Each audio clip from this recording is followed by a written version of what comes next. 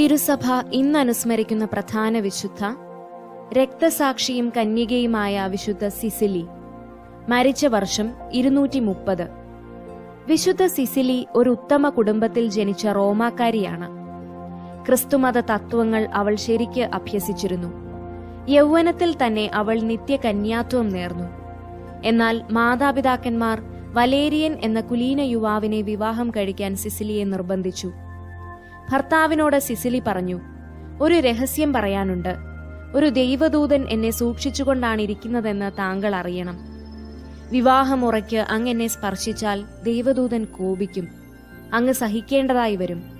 എന്റെ നിത്യകന്യാത്വം അങ്ങ് സമാദരിക്കുകയാണെങ്കിൽ എന്നെ സ്നേഹിക്കുന്നതുപോലെ ആ ദൂതൻ അങ്ങയെയും സ്നേഹിക്കും. ആ ദൂതനെ ഞാൻ കാണട്ടെ, എന്നാൽ ഞാൻ അങ്ങനെ ചെയ്യാം, ഭർത്താവ് പറഞ്ഞു. ഏകസത്യ ദൈവത്തിൽ വിശ്വസിച്ച് ജ്ഞാനസ്നാനം